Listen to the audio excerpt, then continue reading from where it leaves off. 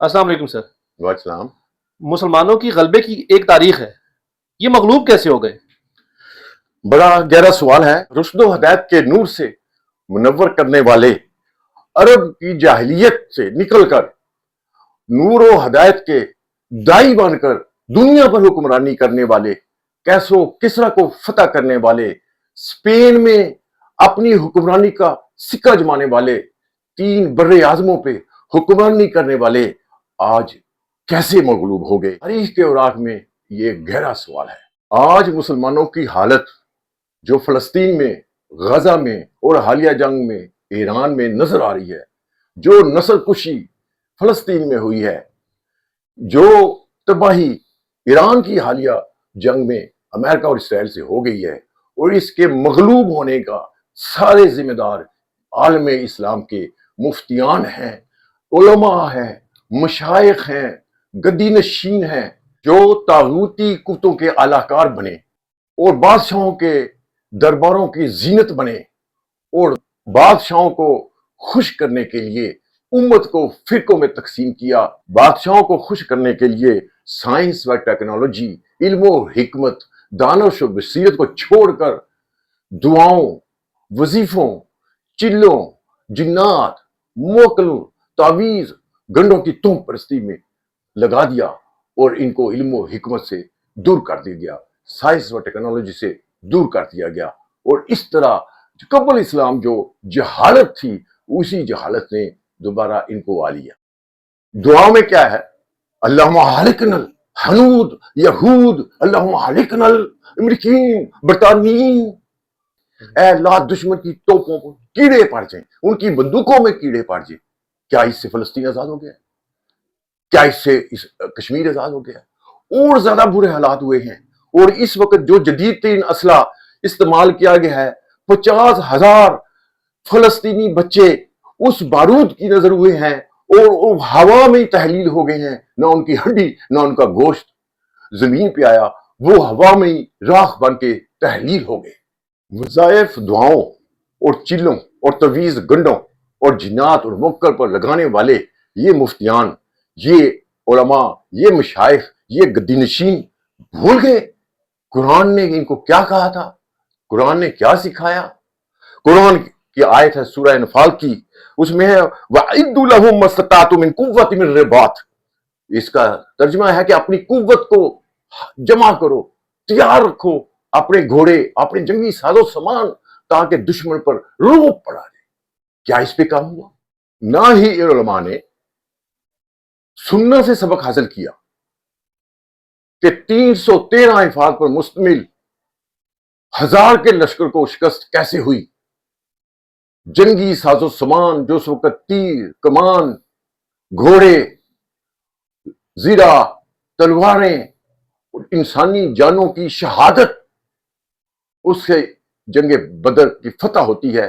پھر 30 سے 39 جنگیں ہیں، کیا وہ 30 سے 39 جنگیں میں لاکھ کا بھی لشکر رہا ہے تو ان میں کتنی شہادتیں ہوئی ہیں، کتنی جانوں کے نذرانے دیے گئے ہیں، اور کیا یہ سب کچھ اسلحہ اور اس وقت کی ضرورت کے مطابق تمام جنگی ساز و سامان اور اپنی جان کی شہادت دینے کے لیے تیار ہو جانا، یہ وہ جذبہ تھا جس جذبے نے ان جنگوں پہ ہمیں مسلمانوں کو فتح مبین دی گئی۔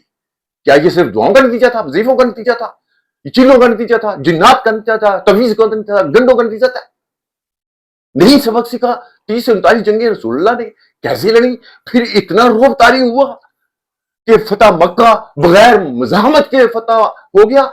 نہ ہی انہوں نے خلفائے راشدین سے سبق حاصل کیا کہ کیسو کسرا فتح ہوا، کتنے بڑے لشکر تھے، کتنا جنگی ساز سامان تھا اس وقت کا، کتنے گھوڑے تھے۔ کیا صرف دعاؤں سے ہوا تھا، وظیفوں سے ہوا تھا، چلوں سے ہوا تھا؟ یہ بھی ان کو نہیں پتا۔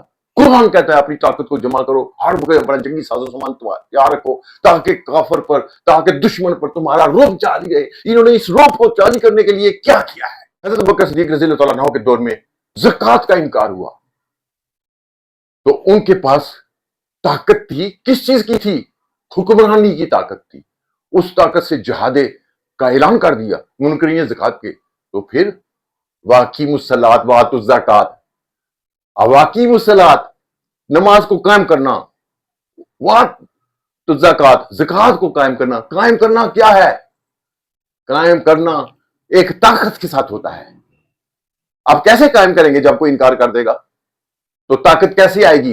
हुक्मरानी से। तो वो गलबा जो पहले जिक्र कर चुका मुसलमानों का, वो था तो दुनिया मुसलमानों की मगलूब थी। ये अल्लाह ताला का हुक्म है, अकीमुस्सलात वातुज़्ज़कात। अब अकीमुस्सलात कैसे कायम होगी, वातुज़्ज़कात कैसे कायम होगी जब आपके पास ताकत ही नहीं है?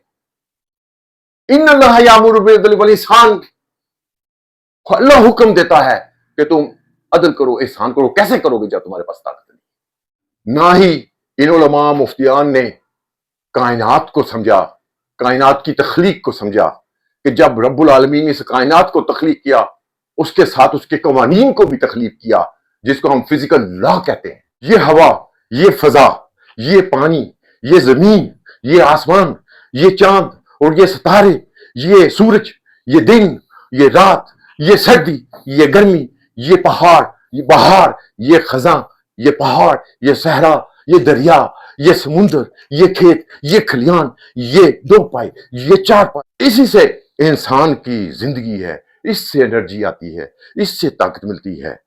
कुदरत के इन कवानीन को टकराने से जिंदगी है और मौत है। क्या सोचा है? क्या दुआओं से, वजीफों से, चिल्लों से, जिन्नात से, मोकलात से, तवीज गंडों से आपके सराने के नीचे रिज़्क आता है? आपको मालूम है, आपको तैरना नहीं आता, आप समुद्र में, दरिया में छलांग लगाएंगे? आपको पता है इससे मौत वाक़या हो जाएगी। आपका सांस चल रहा है, इससे जिंदगी है। आपका सांस घुट जाए तो आपकी मौत है। क्या आप अपनी सांस को दबाएंगे, अपने गले को घोटेंगे? खुदकशी हराम है। क्या आप खुद को जलाएंगे? तो अगर कोई जलाता है, मौत वाक़या होती है, तो क्या अल्लाह की मर्जी है? उस इंसान ने अपनी मर्जी से, अपनी इरादे से खुदकशी का इरादा किया है, खुदकशी की है। इस फिजिकल लॉ में जो भी वायरस हैं, जो भी इसमें जरासीम हैं, वो मुंतकिल होते हैं ग़िज़ाओं से, जो आप लोग खाते हैं, आपके अंदर हैं। अब उसमें एक मर्द और एक औरत के मिलाप से बच्चा पैदा होता है। अब वो शादीशुदा हो या गैर शादीशुदा है, कुदरत के कवानीन का उससे कोई तल्लुक वास्ता नहीं है। अगर एक नाजायज तरीके से मर्द औरत का मिलाप हो गया और वो बच्चा उसकी पेट में आ गया, तो क्या तुम्हारी दुआओं से, तुम्हारे तवीज़ों से, तुम्हारे गंडों से, तुम्हारे चिल्लों से, तुम्हारे वजीफों से, तुम्हारी दुआओं से वो बच्चा बनना बंद हो जाएगा? वो बच्चा बन गया, क्या फरिश्ता उसकी रूह डालने के लिए नहीं आएगा? क्या फरिश्ता उसकी तकदीर नहीं लिखेगा? वो आपने कुदरत के कवानीन से आप टकराए, वो जरासीम गया, उसने बच्चे को पैदा कर दिया, वो बच्चा पैदा होगा, कोई नहीं उसको रोक सकता। ये है कुदरत का कानून, ये है फिजिकल लॉ, ये है कायनात, जिसमें हम मौसम तब्दील होता है तो हमें बीमारियां भी लगती हैं। मौसम के तब्दीली में, मौसम के आने में हमारे अंदर मद्दोजहर पैदा होता है। यह कायनात की तख्लीक है। क्या इसको भी नहीं समझा? यह भी दुआओं का नतीजा है, वजीफों का नतीजा है।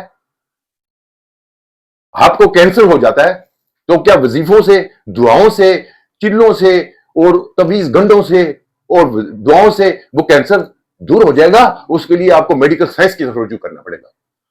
मेडिकल साइंस की तरफ जाओगे तो आपको उसका इलाज होगा तो ठीक हो जाएंगे। तुमने क्यों नहीं समझते? कुदरत के कवानीन से टकराने से जिंदगी भी है और मौत भी है।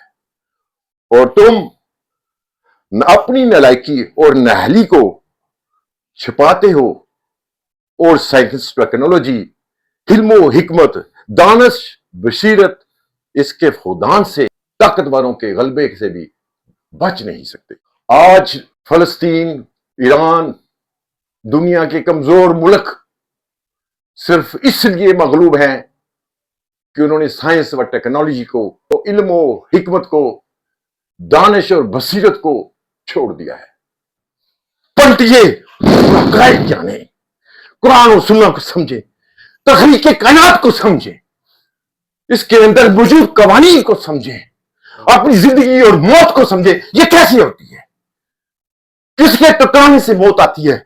इन कवानीन से टकराने से जिंदगी बनती है। جب تم سائنس اور ٹیکنالوجی کے اوپر آ جاؤ گے، جب تم علم و حکمت کی طرف آ جاؤ گے، جب تم دانش و بصیرت کی طرف آ جاؤ گے، تم دنیا پہ دوبارہ غلبہ حاصل کر لو گے۔ وما علینا الا البلاغ المبین۔